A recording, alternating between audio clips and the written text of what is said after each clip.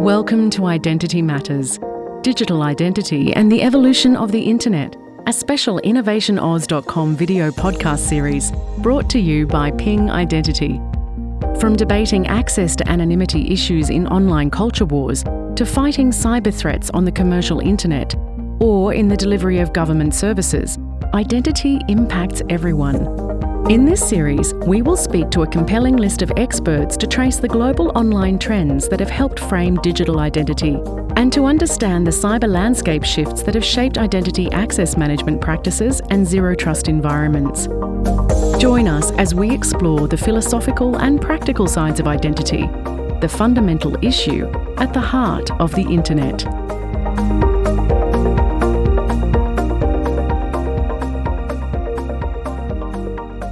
Hello and welcome to Identity Matters, Digital Identity and the Evolution of the Internet. To kick off this six-part series, I'm talking today with Durand, the founder and global CEO of Ping Identity. Welcome, Andre. Great to be here, James.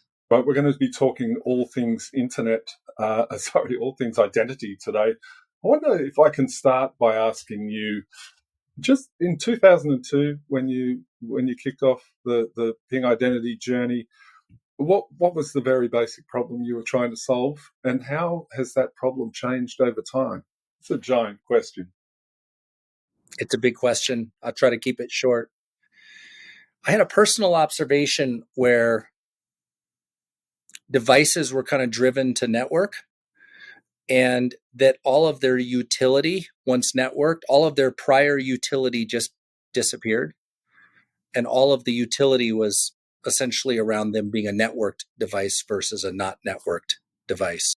And it was my first experience having a Novell network. I was perfectly happy with my PC without a Novell network. And then we got a Novell network.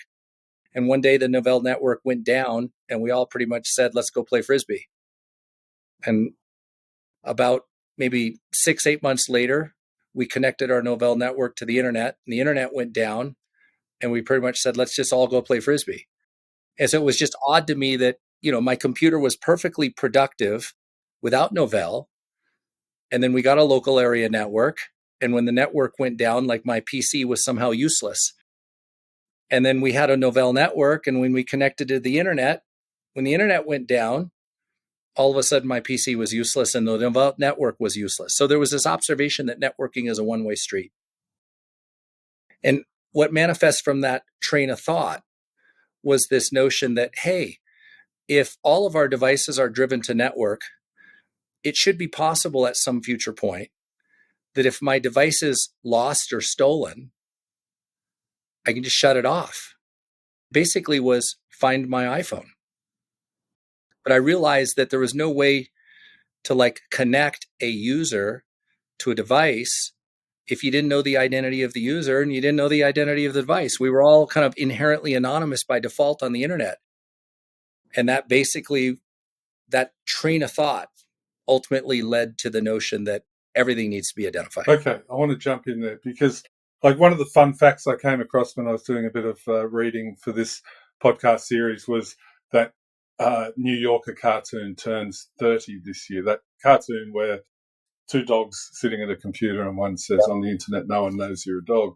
So 30 years ago, I guess that makes it 1993, we were talking about identity, but in a weird kind of way, or talking specifically about the problem that you just identified. Yep. Well, the opposite is now true. Everyone knows you're a dog and what breed and what you had yesterday, right? That's right. Creates its own set of privacy challenges. But no, you're right. So really what it was saying was that the internet in the beginning was anonymous by default. And now we're moving to a point in time where you're identified by default. And it comes with it all of its related privacy issues. But certainly a lot has changed in the last 30 years. Now we've recognized that we can't secure what we can't identify. And if we don't really care about the trustworthiness of transactions in the online or digital world, then who cares if you're a dog?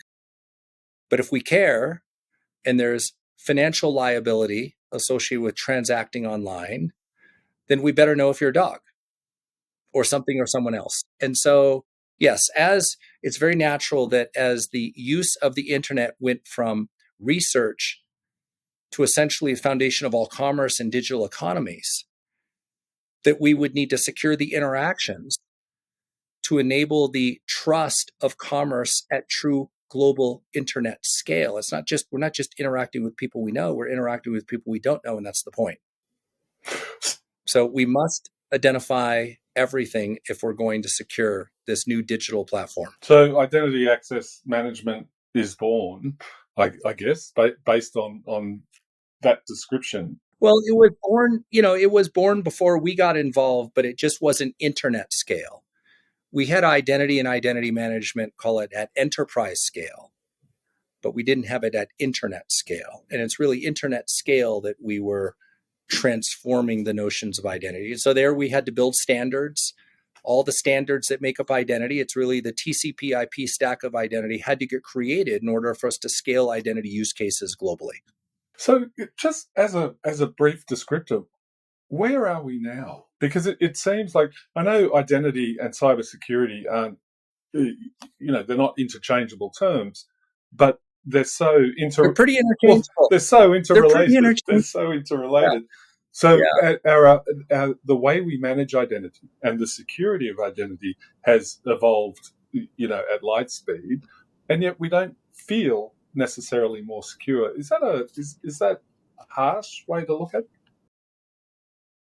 It's not at all a harsh way to look at it. So, we had plenty of we had plenty of ways to secure what we were attempting to secure with, I'll say, with lesser identity. And so the notion there was put everything of value in a place that you control and essentially erect a big wall or firewall between it and the outside. So there's the inside and the outside. There's the known and the unknown. There's the trusted and the presumed untrusted, and between it's a wall. And over the course of the last 10, 15 years, combination of mobile phones on one end and cloud on the other, right? So users followed the mobile phone off the corporate network and off corporately issued devices. And corporations followed the cloud to basically shift the workloads, right, out of their data centers to the cloud. So now you had users on non-employee issued devices, in some cases, doing work, and you had workloads outside of the data center where you controlled everything. So now what? So really, the shift in compute, as shift moved from being kind of centralized and protected and all controlled to being now inherently more distributed, we needed a new way to reconnect who should have access to what.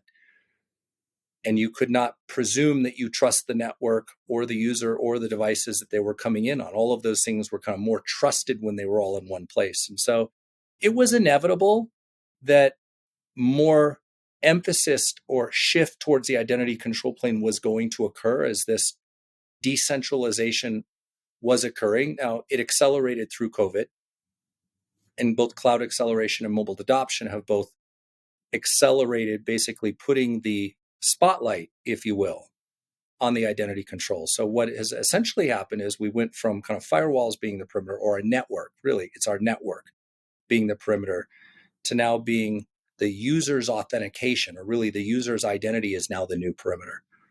And as a result of that, as you say, identity is being attacked more than ever, because your authentication, taking control of your account, is the new way in. That's the door to kick down, which is why all the attacks now, or many of the attacks, are propagated at essentially getting your account, getting your identity. Yeah, and then leveraging to get in. The technology issue is never really solved because it continues to evolve. But the human element, I'm not even sure if that is something that can be solved. But talk me through that.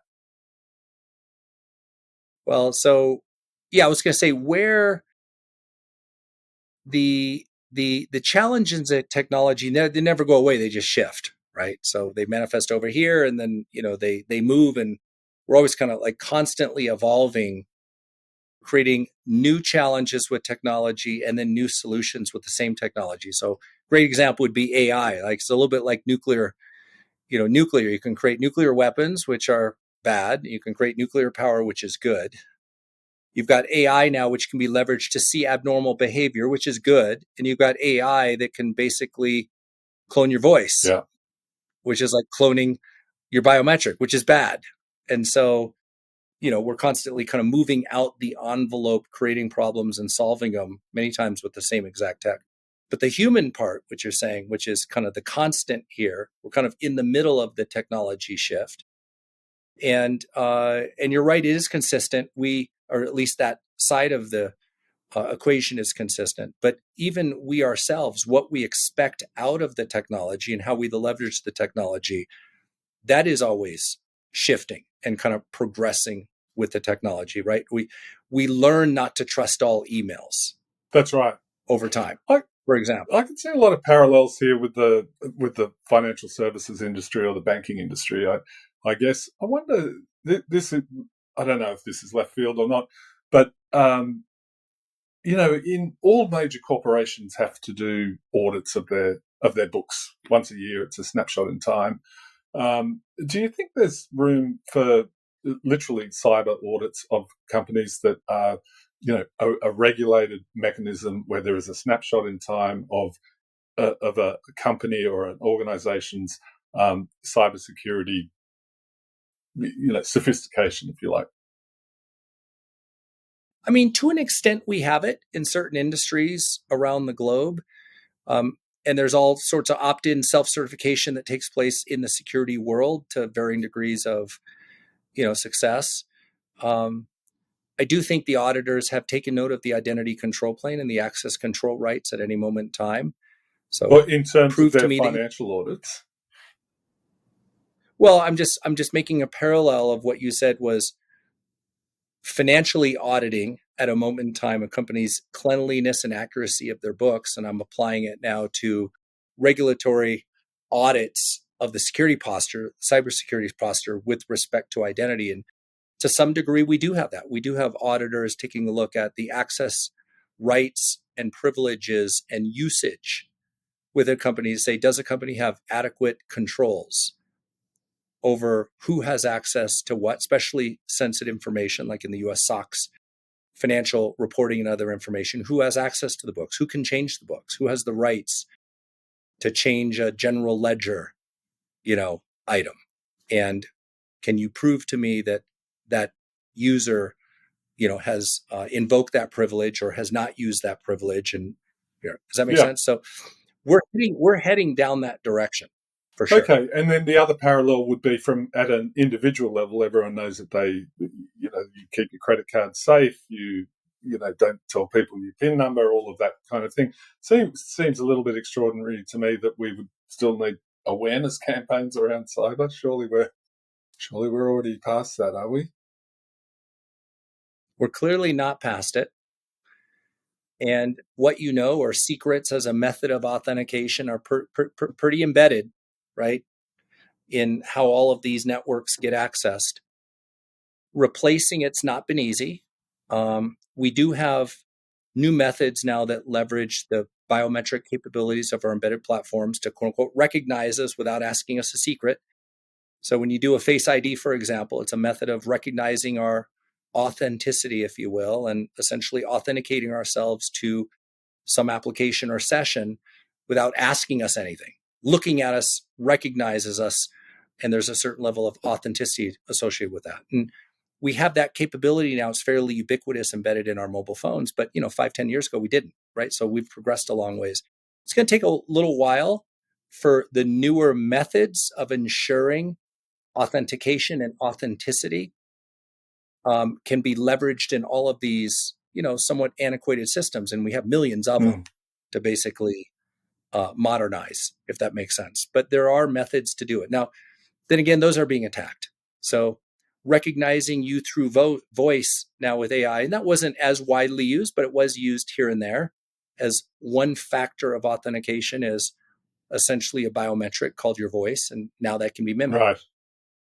Can I ask you, without trying to overblow the statement, there does seem, we live in a slightly more fractured world now. There is a little bit more geostrategic competition and those kinds of things. We have a war in Ukraine. We have, these issues are real across geopolitical blocks. What does that mean for identity? Does it mean anything? How does a company like Ping respond to that global environment? We don't have a commonly agreed to global notion of identity, and frankly, I'm kind of okay with that. The legal definition of your identity is, in many cases, the rights and purview of the sovereign nations and the government institutions that essentially bless you with an identity that society recognizes in a legal construct. And there's lots of different ways in which that identity is granted and recognized by different nations. We will have to find ways in which our identity is interoperable, the same way a passport creates a legal representation of us in jurisdictions that, say, the US government doesn't control. For example, we have a federation of identities as manifest by this concept of a passport, where identity is essentially attested to by one government and recognized by another. And I'm okay with that. There's a certain level of maybe check and balance. Different governments take different views on their role in that, how, say, forceful they are, that you need to have one of these things issued by them, and it's the only way in which you can do anything within their kind of jurisdiction, if that makes sense. So there isn't one size fits all. Different cultures have different levels of trust of their government and bestow that government with different authority and power over them with respect to identity. You go to countries like India, and they've taken 3 different biometric markers, if you will, from everyone in India, right? And in the US, I think that would be a hard thing to do. Now, we opt into it to a certain degree through Clear and TSA and other services that we use. We opt to give over our biometrics in the pursuit of a more friction-free, entry into different things like airports and entering the country, if you will. I mean, Global Entry has my fingerprints, and they also have my facial biometric. And you'll notice when you go through a lot of Global Entry things now, they don't even ask you to insert your passport. They don't even read the chip. Like, they take a photo and you're in. So your face is your token now. Quite incredible, isn't it? It's sort of amazing how, obviously cultures are different, but how different cultures have applied cultural norms to a digital identity environment, Yes. and to a very deep level. Absolutely. And like I said, there's a lot to be gained by getting the root of trust, which is your identity, both physically and digitally, into a common framework that all of society can essentially layer on top of or pile on top of. Certain cultures will accept that. They're more accepting of government, and other ones are less accepting of that. So you've got to find ways to achieve the same goal in a much more fragmented way. And for example, US is that, right? We're a federation of states, and states have the requirement to essentially identify you. And if I move between a state, I need to get a new license issued by that state, not by my prior state.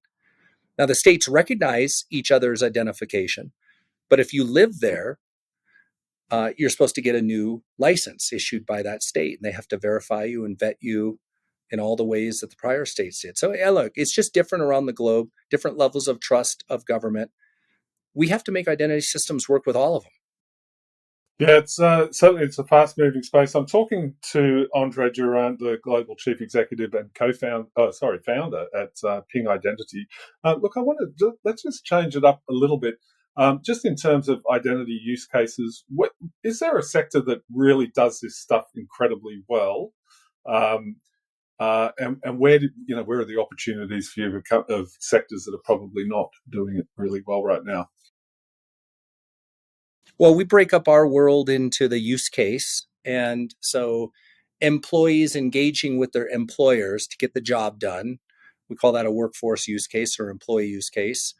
And there it's about ensuring, a high level of security that only the right employees can gain access to whatever the information is the company is trying to protect. But while experience matters, security matters a little bit more. When you go over to the customer consumer use case, friction is everything. Now, you don't want to be a company that doesn't secure your customer's personal information. You don't want to be that company. You also can't be the company that is so secure that no one can do business with you, because customers and consumers have a lot of choice. And you measure the distance between you and your closest competitor in keystrokes and milliseconds, not miles. So frictionless experiences are really, really important. So are being recognized and having personalized experiences. If you're a loyal customer, you want to be recognized as being a loyal customer. And just because a company has 5 brands and for different reasons, they all have 5 different identity systems, customers don't care. If they want to buy a service from you, they would like a singular experience for how they engage with you. And so the expectations are different between these two. In terms of who does it really well, I would say you will find highly competitive industries who are forced to do this really well, do it really well. So I would highly regulated financial services, telecommunications, all these kinds of companies. They're very competitive. On the one end, they're regulated, which means they take the role of your security and privacy seriously because they get fined if they don't do that well. And on the other end, customers and consumers have a lot of choice. So you better provide a secure and friction-free experience if you want to survive and thrive in the digital first era. Okay, I wanted to ask you just a business question to finish up, I guess. After 20 years, a 20-year run at Ping Identity, the company was acquired or taken private last year. I'm interested to know what you can do as a private company that was more difficult as a public company, and perhaps vice versa. And then, what are you doing what's the plan for the kind of short, medium term? What's getting you excited? What are you focused on? Well, let me take the first one. So public markets, you need to be smooth and predictable, which is fantastic, right? I mean, you can run a good company. When companies are under transition doesn't always make them predictable. And sometimes you don't want the transition to necessarily be smooth. You want it to be fast. So we were undergoing a cloud and SaaS transformation. It's hard to be smooth and predictable always when you're going. If it goes too fast, you get hurt. If it goes too slow, you get punished. Does that make sense? And so when you're under transformation, better to do that privately and then come out as you're hitting the straightaway. That makes sense. And so we were shifting from kind of a single product and a single use case to now a platform that was cloud delivered, focus on an emerging space called the customer. Better to figure all that out and experiment and do that privately and get the formula right, and then come back out at a later time, as I said, when you're hitting the gas and in the straightaway. That's part number one. Part number two was that hard to say what was going to happen in the macro environment. Fair to say there was plenty of clouds on the horizon. And I would much rather play offense privately than defense publicly.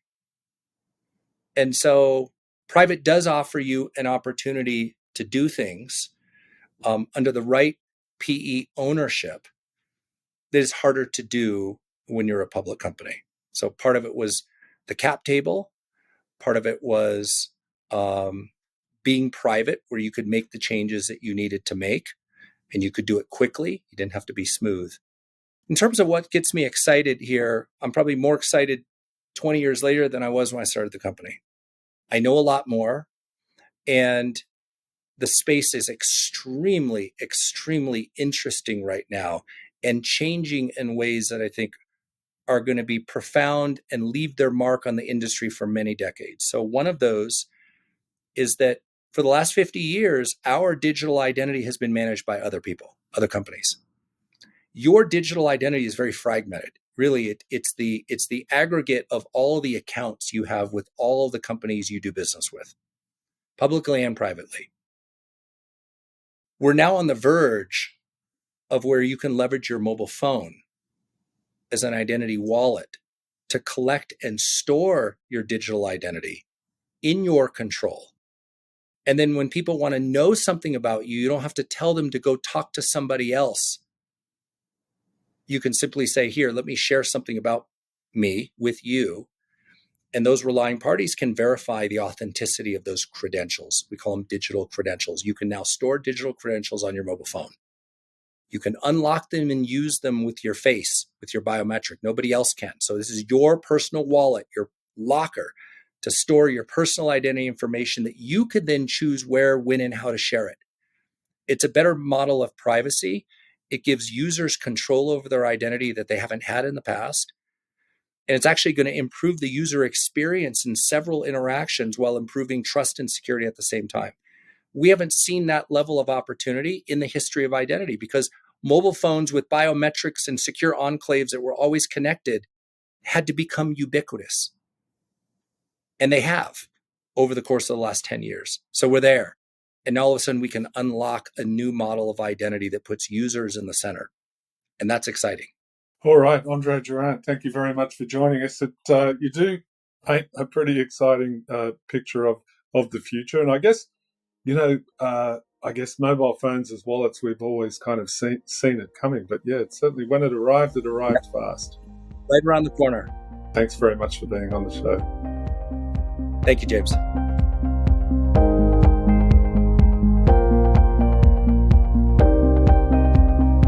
We hope you enjoyed this episode of the Identity Matters, Digital Identity and the Evolution of the Internet video podcast series brought to you by Ping Identity. For more, keep tuning in to innovationoz.com/podcasts or visit pingidentity.com.